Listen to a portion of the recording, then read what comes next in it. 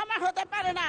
মাননীয় স্পিকার, তারা পৃথিবীর যেখানেই থাকুক ওই ফিরিয়ে এনে তাদেরকে ডিম থেরাপি দিয়ে তাদের এই টাকা আদায় করতে হবে। মাননীয় স্পিকার, দেশের কয়েকটি ব্যাংকের লুট হওয়া টাকা ৭৫ লক্ষ গ্রাহকের হাতে ফিরিয়ে দেয়া এবং ওই সমস্ত ব্যাংক ডাকাত, ব্যাংক লুটেরাদের কঠোর শাস্তি প্রদান প্রসঙ্গে মাননীয় স্পিকার, দেশের কয়েকটি ব্যাংকের অনিয়ম দুর্নীতির কারণে এক্সিম ব্যাংক, সোশ্যাল ইসলামী ব্যাংক, ফার্স্ট সিকিউরিটি ইসলামী ব্যাংক, বাংলাদেশ ইসলামী ব্যাংক, গ্লোবাল ইসলামী bank, union bank, national bank, IFIC bank সহ আরও কয়েকটি ব্যাংকে অনিয়ম এবং দুর্নীতির কারণে মালিক পক্ষের অর্থ পাচারের কারণে, লুটের কারণে আজকে দেশের আমানতকারীরা তাদের টাকা তুলতে পারছে না। এই টাকা কোনো বিলাসিতার টাকা নয়, এই টাকা তাদের কষ্ট অর্জিত টাকা। এক বাবার মেয়ের বিয়ে দেবার খরচের স্বপ্ন, এক মায়ের চিকিৎসার শেষ ভরসা, এক শিক্ষার্থীর ভবিষ্যতের টিউশন ফি এবং ক্ষুদ্র ব্যবসায়ীর জীবন বাঁচানোর মূলধন এবং কারো পেনশনের সঞ্চয়। তারা অতি কষ্টে অর্জিত এই টাকাগুলো ব্যাংকে রেখেছিল। ব্যাংক মানুষের আস্থার জায়গা। ব্যাংক থেকে যদি টাকা লুট হয়, মানুষ কোথায় যাবে? মাননীয় স্পিকার, মানুষ যদি ব্যাংকে টাকা না রাখে তাহলে বিনিয়োগ কমে যাবে, অর্থের প্রবাহ থেমে যাবে, অর্থনীতি গভীর সংকটে পড়বে। মাননীয় স্পিকার, একজন মানুষের টাকা ব্যাংকে পড়ে আছে, কিন্তু টাকার অভাবে সে চিকিৎসা করতে পারছে না। সময় মতো টাকা না পাওয়ার কারণে, তার চিকিৎসা হবার না কারণে অনেকেরই জীবন চলে গেছে। মাননীয় স্পিকার, আর অন্যদিকে লুটেরা মালিক পক্ষ বিদেশে পালিয়ে গিয়ে নাকে সরিষার তেল মেখে আরামে ঘুমাচ্ছে। মাননীয় স্পিকার, এই সমস্ত লুটেরাদের তো এভাবে আরামে ঘুমাতে দেয়া যায় না। মাননীয় স্পিকার, এই মানুষগুলো, এই ৭৫ লক্ষ গ্রাহক আজকে সরকারের দিকে তাকিয়ে আছে। তাদের কান্না, তাদের আর্তনাদ, আজকে তারা ন্যায় বিচার পাবার জন্য রাষ্ট্রের কাছে দাবি জানাচ্ছে। মাননীয় স্পিকার, এই সমস্ত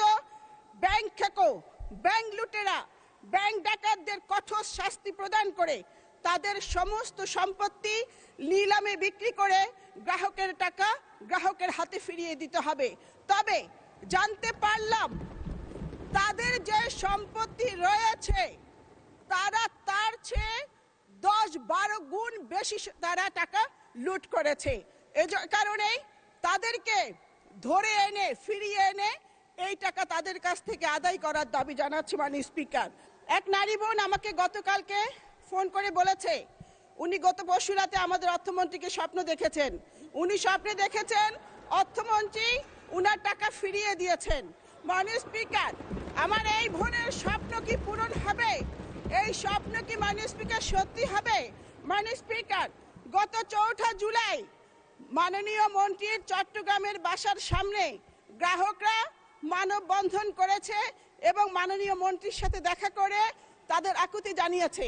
আমি খুশি হয়েছি, কারণ গ্রাহকরা জায়গা মতোই পৌঁছেছে এবং জায়গা মতোই গেছে। মাননীয় স্পিকার, আমাদের মাননীয় প্রধানমন্ত্রী, জনগণের প্রধানমন্ত্রী মাঝে মাঝে বিরোধী দলের মুডে চলে যান। আমিও এই মুহূর্তে বিরোধী দলের দ্বিতীয় সারিতে বসা কয়েকজন সংসদ সদস্যের মুডে চলে যেতে চাই। মাননীয় স্পিকার, ৭৫ লাখ গ্রাহকের প্রাণের দাবি সাথে সহমত আমি প্রকাশ করছি। সেটি হচ্ছে, একদিকে মানুষ টাকা তোলার চিন্তায় আছে, আরেকদিকে এখানে যোগ হয়েছে হেয়ার কাট নামক এক মরণ কাট সমস্যা।